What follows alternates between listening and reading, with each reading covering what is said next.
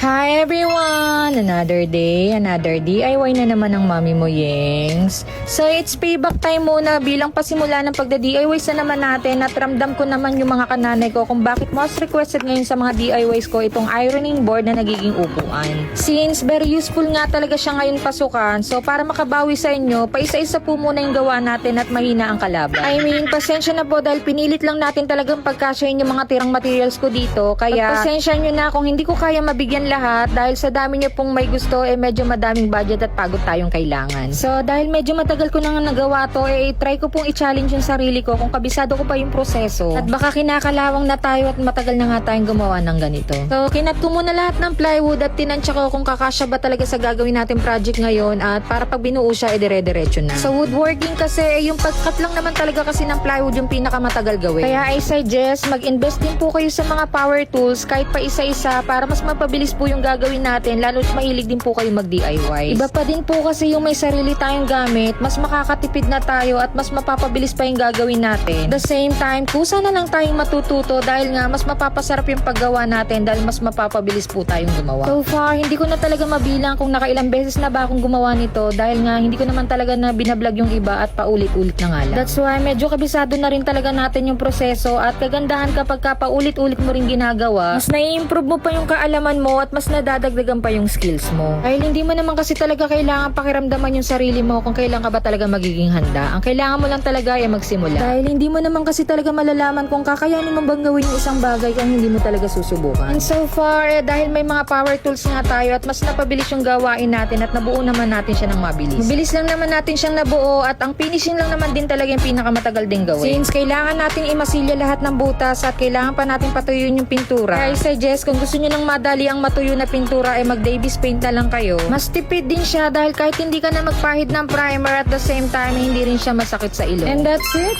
Pasensya na po muna at ibibigay ko po muna ito dito sa malapit lang para mas less din po sa shipping. Bawi po ako sa inyo ng paisa-isa kapag may mga natira po tayong materials ay gagawin po natin at ma-share po natin sa mga followers ko. Also, aabangan nyo na naman po para sa pagbabalik natin ng pangingialam na may bahay ng mga followers natin. Hopefully, magkaroon na tayo ng maraming budget para makapagsimula na tayo at makatulong na rin tayo na magpaganda ng bahay nyo.